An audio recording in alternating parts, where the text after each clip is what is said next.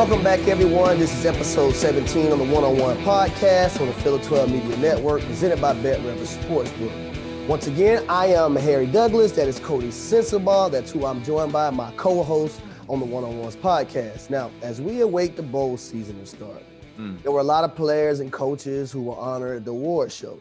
The Heisman Trophy winner, which is the biggest college football award, was announced. So, Coty, that's exactly where I'm going to start. Bryce Young. Yes, sir. You're talking about a phenomenal young man. You talk about a guy, Coty. I had a chance to be up there in New York and interview Bryce. He might be the most well-rounded college human being I've ever been around in my life. Wow. Ever.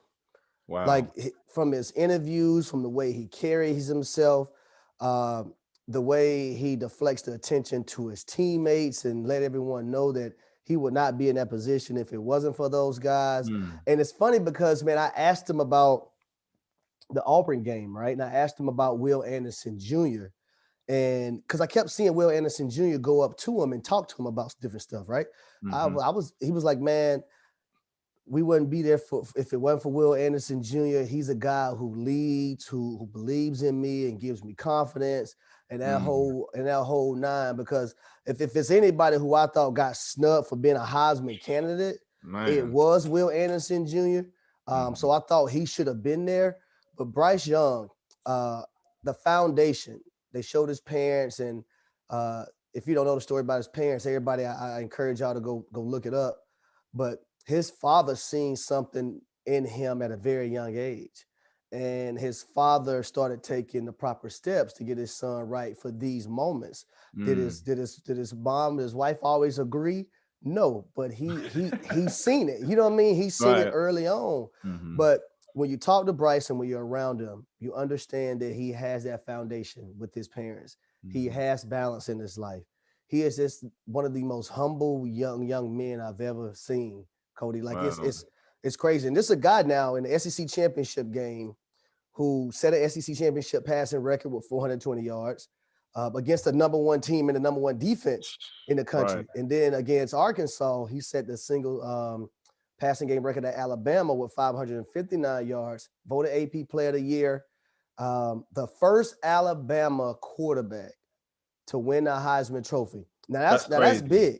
That's because crazy. You got Kenny Stabler, you got Joe Namath, you had Tua, Mac Jones, Jalen Hurts, all those guys who played at Alabama at a very high level. None of them won a Heisman Trophy. But for Bryce, man, I don't know. It's just he's mature. He's ahead of his years. And it's crazy that he's just a sophomore because he has a chance to do it all over again next year. Right. And I think it goes back to some of the things you were saying a couple of weeks ago when you talked about his composure. And I think you mentioned something in the sense of he looks like he's been here before. So to hear his background, to see his parents, and just to see how he embraces his teammates and includes them, how you do one thing is how you do everything. And he just looks like the complete human being as a whole. You know what I'm saying? Like, He's a hell of a football player. He looks like he's a hell of a friend, a hell of a son. You know, I don't know if he has a girlfriend or a fiance or whatever, but I'm sure he's great in that relationship too. And damn, Nick Saban and them got it right with that one. Like, I thought he was the best player in the country, hands down, especially the last month of the season. Yeah. I feel like he really showed that, especially with the Auburn and Georgia game specifically, because those were two totally different types of games. Yep. One game, they couldn't do anything right until the last drive, and the very next week against the top defense in the country with one of the best defensive players in the year, Jordan Davis, who we'll talk about last year, who was wrecking shit all year in his awards, showed that, but they couldn't do nothing wrong against Georgia. It's like they were going routes on air. So it's just great to see him shine. And, man, it'll be interesting to see what happens next year because Alabama shows us over and over and over that it doesn't matter who leaves and goes on to the next level. They have another guy or guys there waiting behind them that's ready to do the same thing or more. So I wouldn't be surprised if he wins it again next year and I'm pretty sure he's everybody's front runner going forward for next And year. I think the most impressive thing for me is that he didn't do it. Yes, Alabama has star players and they have they're one of the top recruiting teams in the nation every year, but he just had one receiver he knew for sure coming in was John Mechie III. Jamison Williams had to grow into his role, right? And boy, then did he grow now, into it. exactly. Now Mechie III is hurt. Now he's gonna have to do it again. He has Brian Robinson at running back, but Brian Robinson is not Najee Harris. You know, Mac Jones had who was it? God, he had Judy, he had Ruggs, he had God, who else? Waddle and Smith. The last part of the year in 19 when he took over for Tua, and then last year he had Mechie, Devontae Smith, and Waddle, and Najee Harris with that prolific offensive line as well. So for Bryce Young to come in this year when Alabama was a little down offensively, not down in Alabama standards, right? Not down to everybody else standards. I thought he did a great job keeping his composure. And I love the fact that when he scrambles and he's improvising, he's still looking downfield. Yes, sir. And I think his instincts, those intangibles, his instinctive play, it showed in the SEC championship game, right? When he was scrambling, all of a sudden the guy that was guarding Brian Robinson in the flat approached him to come tackle him. Then he just flipped it to him. He go yards. Then he pointed to Mechie, hey, go this way, threw him a touchdown. Those type of things. And then I think hearing Jamison Williams may have said that the touchdown that Jamison Williams caught, the second one, I don't even think that was the play call. I think he happened to just, I think him and Bryce looked at each other. It was go time. You know what I mean? So you got to love that relationship, man, between the quarterback and the receiver. They can just look at each other and they know what's up. It's time to roll. The safety standing flat-footed. It's time to go. That's when you know it's special. And I want to touch also on his father, because I know me and you, we both had our fathers in our life, and they were very instrumental on us, not only being where we're at today, but getting there. And I know that was a huge thing and probably the most important factor in my life, because I had a lot of homeboys that I grew up with that was just as talented as me, but they didn't have that father figure at home. So that foundation that my pops laid, and that routine and that regimen and that consistency, that was huge for me. So shout out to Bryce Young's father and all the other fathers out there handling their business. And I love how his father got, you could tell his father was getting a little emotional about it. And Coty, man, you bring up a great point. My dad growing up, everybody in Gainesville, Florida tell me that my father was a hell of an athlete, but his father fought in Vietnam. So he didn't have his father, the guidance there for him. So he made sure me, my brother, and my sister always had that guidance. And he was like, I'm not going to let y'all make the same mistakes that I made. Right. And that's a father wanting better for his kids. So shout out to Bryce Young's father and all the other fathers that you just mentioned out there who's there with their families, not just their sons, but for their daughters too, showing them a way. Because I think it's more important for daughters, absolutely, for fathers to be in daughters' lives than it is their sons' lives. So shout out to all the pops, all the fathers out there showing love to their kids. If you're looking for ways to skip the trip to the post office and dodge all that hectic holiday shopping traffic, why not save time and money at Stamps.com? Stamps.com lets you compare rates, print labels, access exclusive discounts with UPS and USPS services all year long. It makes sense, especially if your business sends more mail and packages during the holidays. Whether you're selling online or running an office or a side hustle, Stamps.com can save you as much time, money, and stress during the holiday season. How? By allowing you to access all the post office UPS shipping services you need without taking a trip, and get discounts you can't find anywhere else, like up to 40% off USPS rates and 76% off UPS. In 2021, if you're still going to the post office instead of using Stamps.com, it's like taking the stairs instead of the elevator. Just going up a couple floors, sure, take the stairs. Walking up 30 flights a day, you could use a break. And if you spend more than a few minutes a week dealing with mail and shipping, Stamps.com is a lifesaver.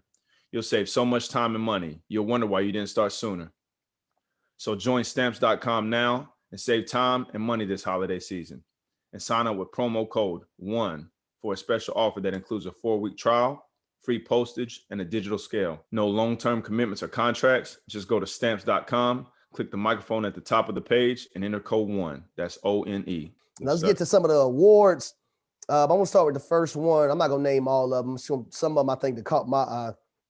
Coach of the Year, Luke Fickell got that with Cincinnati. I thought that was well deserving. They went undefeated the first time in Cincinnati's history. And not only that, the first time a group of 5 team has made the college football playoffs. Now they have a tough task going up against number 1 team in Alabama and Bryce Young, we were just talking about. So Right. I thought Luke Fickell was very deserving of that award.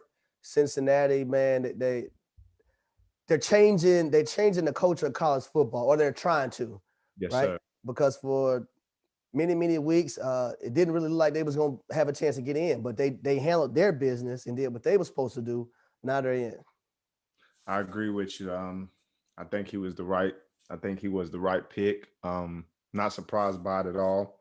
And I think it was a pretty easy choice, like you said, especially considering they were the only team to go undefeated, and all the talk outside of them, they never let it affect what they was doing on the field. They stayed strong within their locker room, and they handled their business, and the universe rewarded them. So now I think the second one, Blitnikoff Award, wide receiver, the nation's best wide receiver. Now this one went to Jordan Addison. very And deserving.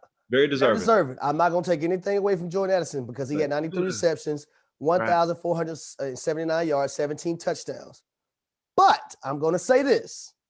Jameson Williams had a case to win this award as well. The man only had 68 receptions, 1,445 yards, 15 touchdowns. That's 21 yards per catch. So you look at the first downs, people. That's 2 first downs per catch. That means he's going up top. And his big playability. But I will say this. I love Jordan Addison's game. For sure. I love his game. I think he's one of the best all-around receivers, can go inside, can go outside. I love him after the catch. I love his route running. So very deserving. I'm just saying Jameson Williams was a guy who could have made a case to win that award as well.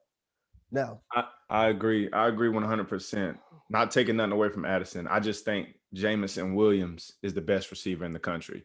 And, who's to say if he doesn't get injured, what other numbers he puts up? I know he didn't miss a lot of time, but I think he missed more time than Addison.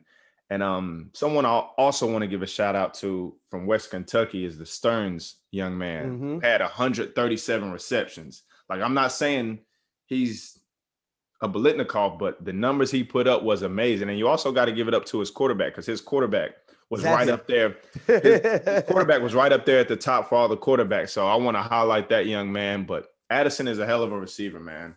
You can't take nothing away from him. I just think Jameson Williams,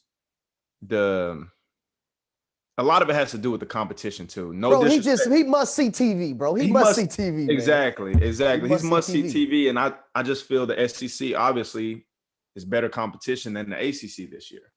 I think that's inevitable. So, but give it up to both of those guys. But Addison is very deserving. He's going to have a long, prosperous NFL career. He's just a sophomore. And he does it all. And sophomore. So, man, shout out to him.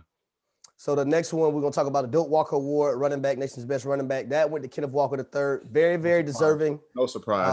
Over 1,600 yards rushing, 18 touchdowns, second in NCAA in the yardage. But when you look at Michigan State, he literally basically beat Michigan by himself. And everybody going into every game know that he's going to be the person to get the football, and he still does his thing. So I thought that was very deserving. No debacle, no back and forth with that one. You like that one too, though, huh? I like that one. I want to take it to the next one, and I think this guy was deserving, but I would have went in a different route. My man that won the Thorpe Award from Cincinnati, Kobe Bryant. I think he's a hell of a player, but I would have went with Marcus Jones from Houston. I wouldn't argue that. I wouldn't argue that at all. But I will say Kobe Bryant has the opportunity to show and prove any and everything he wants this next game. Bro. He's a hell of a player, so I'm not taking nothing away from him. Not only him, though. It's 2 of them in the secondary. Yeah. Mark Gardner, too. Yeah, so they're going to have a handful. This matchup against Bama, I can't wait for this because I've got to tell you a story. So remember Andre Johnson played against that corner from Nebraska in the national championship game and lit him up. So that corner was supposed to go first round, right? Andre ruined that. We had a guy, you know, at Kentucky supposed to have a nice little grade. Hey, yeah, I tore his draft grade up. We watched that when we in college. Yes. We watched that and look at that. But go ahead. So this is a game where Jamison Williams versus Amar Gardner, Jamison Williams versus Kobe Bryant. This thing could alter some draft grades now. Oh, it absolutely will. It absolutely will. Alter some draft grades. Because I'm gonna be honest with you, I don't see it being a coin toss. I see it going one way or the other. I don't know which way it's gonna go. I have an idea, but I don't see this being jab, nah. I see some haymakers being thrown. And you know the way all three of those guys play, it's gonna be some shit talking on that football field. Yes. It's probably some shit talking going on social media and DMs. Man, listen here. I can't wait for now that. They have different avenues. I'd be on there looking up people's girlfriend names. What? I need every advantage I can get. We got to get them kicked out. We got to get them kicked out. I got to get under his skin. We got to get them kicked out. We got to get them to throw a punch. We got to get them kicked out. But yeah, man, that matchup is going to be must-see TV. And for as nice as those two corners are, Alabama still got the Heisman winner. Like that matters too. You know, he's throwing people open. He's throwing people open. So yes, sir. It'll be interesting to see. I want to go to Defensive Player of the Year. Now, that award went to Will Anderson Jr., which kind of bothered me because how do you win Defensive Player of the Year? You lead the nation in sacks. You have 91 tackles. You lead the nation in tackle for loss with 32 and a half. And I think that may have been an NCAA record. That's crazy. Just when you say don't 32 and a half. Invite to the Heisman ceremony. Yeah. To be a candidate, I don't understand, and I don't know who's making these rules, but damn it, the rules got to change. And you mentioned that a couple weeks ago when it first came out, you had a beef with that. And then I really looked into it. I'm like, golly, what are they looking at? So I'm with you. I think they got it right with the Defensive Player of the Year, but the fact that he didn't get an invite to New York as a defensive player and another defensive player that didn't have better numbers, a better record, a better team. Now, I will say this though, Coty. I thought two defensive players should have been invited. That's nothing against the candidates that got selected. But I'm saying in my eyes, watching football this year, right, Aiden Hutchinson and Will Anderson Jr. both should have been a Heisman candidate, a Heisman finalist. But with only one getting invited, that's supposed to go to Anderson, in my humble opinion. And I think, mistakes happen, but that's unfortunate because he was very deserving. Now, the last award I want to talk about is the Frank Groza Award. It goes to, I think, the nation's top assistant coach of the year, and that went to Alabama's offensive coordinator, Josh Gaddis.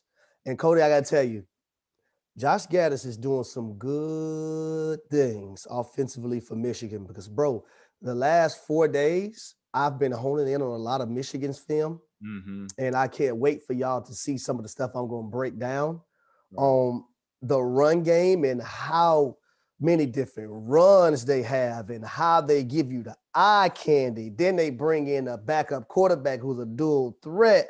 It's just so many things that can discombobulate a defense before the ball is even snapped.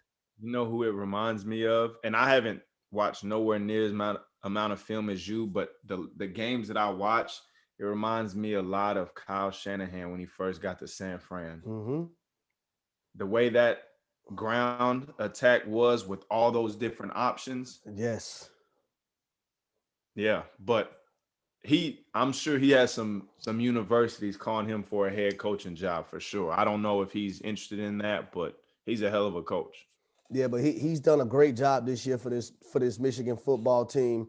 And I got to give another shout out, man. One more shout out to Michigan's kicker, man. He got the Groza Award, which and that may come up huge Every and point's the gonna matter. semifinals game Every point's against gonna matter. Georgia, because when you have a guy that's a bona fide kicker and he wins that award, that means you can count on him to get you points. And in games like that, points are points. Georgia hasn't given up that many besides the Alabama, so Yep. we're gonna need every bit they can get for sure. But shout out to all the other individuals that won awards that we didn't speak on. Yeah, Very deserving. that's a huge accomplishment. I don't think either one of us won any, and we went on to play a long time in the NFL. So that's just a credit to those guys' talent, man. That's hard Facts. to do. It's a lot of applicants. Well, that's what I'm saying. Like with so many players in college football, you got so many people competing for one award in each category. That's a blessing. That's something that you can remember the rest of your life, show your great grandkids, and Absolutely. legacy for your family, your family's name. That's something you definitely put up in your home, on your wall or your bookshelf, whatever type of decor you got for sure. And now a quick message from our sponsors over at BetterHelp. Is there something that is preventing you from achieving your goals or interfering with your happiness? If there is, let me tell you guys about BetterHelp, professional help done securely online. Check out betterhelp.com/ones. BetterHelp will assess your individual needs and match you with your own licensed professional therapist to allow you to connect in a safe and private online environment. It's so convenient. You can start communicating in less than 48 hours. BetterHelp is not a crisis line. It's an avenue to help assessing professional therapy without having to sit in an uncomfortable waiting room. BetterHelp has licensed professionals who specialize in depression, stress, and anxiety, as well as relationship and grief counseling. You can message your counselor at any time and get timely, thoughtful responses. Plus, you can schedule weekly video or phone sessions. Find the particular expertise you need online. Don't limit yourself to the counselors located near you, and do it in a manner that is more affordable than traditional offline counseling. Financial aid is also available. So many people have been using BetterHelp that they are recruiting additional counselors in all 50 states. I want you to start living a happier life today. As a listener, you'll get 10% off your first month by visiting betterhelp.com/ones. Join over the 1 million people who have taken charge of their mental health. Again, that's BetterHelp, HELP.com/ones today. Last things we want to talk about, Coty. We want to touch on. We're going to talk about a couple games that are not New Year's Six games that we're looking forward to. And the first one for me is the Cheez-It Bowl between number 19 Clemson versus Iowa State. And this is an important game for me because you have a high-profile coach and Dabo Swinney. But if a lot of people, if y'all pay attention to college football, Dabo Swinney just lost his OC and his DC. So and that's nothing small now. That's huge. That's not light at all. That's not light at all. And then when you look at Iowa State and Matt Campbell, both of these teams had high expectations coming into the year, right? And both of them didn't end up where they wanted to end up. But hey, they're here now. And I know both of these coaches preach finish. Matt Campbell, his quarterback Purdy, you look at Breece Hall, the running back, you look at Kolar, the tight end, you look at Xavier Hutchinson, the receiver. I know those guys want to finish this thing off well. But then when I look at Clemson and I look at that young team, there's so many youngsters who grew up this year who didn't start well, but they grew up along the way. They're riding a 5-game winning streak right now. This 6 game that they're going for can be huge going into the offseason. Yes. Especially with the new OC and a new DC, and it'll be interesting to see. It'll be interesting to see how Iowa State game plans for them, because obviously Clemson is going to do what they're going to do because that's who they've been all year. But it'll be interesting to see how they deal with the wrinkles that both sides of the ball throw in, because both the OC and the new DC is going to have their little wrinkle in it. They have time. They have some time to prepare. You got time to prepare for the game. So it'll be interesting to see that. And I want to shout out Wes Goodwin, the new DC at Clemson, because when I was there, he was a GA. Man. So to all the individuals out there, listen, man, just keep going. You never know where it can take you. The universe rewards consistency. So he's a prime example of that. But I'm looking forward to seeing that, obviously, because my Clemson guys, but I'm also looking forward to seeing Oregon and Oklahoma. Brent Venables. I'm not sure. Will he be coaching this game? He has to. Well, I think it. Is it? God, I can't even think of his name right now. It might be Stoops. I don't know if it's still Stoops. I think it might be Stoops though. I'm interested. If I'm correct. I'm interested to see. I'm not exactly sure though. I gotta look that up. Oklahoma is a team that I enjoyed watching all year long. They were a joy to watch on offense, especially. But I'm interested to see how they finish this season, because the last month, the same way it went well for Clemson or it went well for Alabama, it didn't go as well for them. You know, they lost their coach. They got a new coach. Their Heisman hopeful quarterback that they had got benched earlier in the year. He ended up transferring. I just want to see the psyche of this team moving forward, this last game specifically, because like we talked about, this is momentum going into the next offseason. Yep. I mean, to the offseason, to the next season. And I'm also really wanting to see how Oregon responds after getting punched in the mouth by Utah two times in the last 4 or 5 weeks, if I'm not mistaken. Yep. And they got a new coach too. So both of these teams. Exactly. And if I'm a player on either one of those teams, and I know I'm coming back there next year, this bowl prep practice and this game is a chance to really put yourself in a good light. Because let's be honest, we know there's going to be a lot of guys that opt out. There's going to be a lot of guys going through the motion. It's a chance for some young men to step up and really catapult themselves moving forward. So I'm interested to see that game. Yeah, that's a good one. And the last one for me is the Chick-Fil-A Peach Bowl right here in Atlanta. Number 12 Pitt versus Michigan State. I want to see the Kenny Pickett show to Jordan Addison against that terrible secondary of Michigan State. They have enough time to try to get things fixed, because some of the things I've seen on film from the secondary of Michigan State has been very lackluster, and I'm pretty sure they don't want to get embarrassed on national TV again in the Peach Bowl. So can Mel Tucker get his team to finish the year off right? And that Pitt defense, don't sleep on them. That front seven, that defensive line, those guys are second in the nation right now with 51 sacks, only behind Oklahoma State. I keep preaching it. You seen in the ACC championship game, they came up big, sacking the quarterback, Sam Hartman. So if I'm Michigan State and I'm that offensive line, I'm making sure that we block that defensive line. And they're going to have to create holes for Kenneth Walker III. I don't know if he's announced if he's playing or not yet, though. Yeah. I wouldn't be surprised if he didn't. I'm looking forward to seeing Kenny Pickett, who I think will be the top quarterback taken this year. Been a hell of a player all year, and hopefully he can finish strong. And if there's any way to bold his resume anymore, you know, I know that's right. I expect him to do that in the coming game for sure. All right, ladies and gentlemen, that's episode 17 of the One-on-Ones podcast. Be sure to tune in next week. We don't know what we're going to have for you. It's a surprise, so make sure you tune in. Man, no telling with college football these days.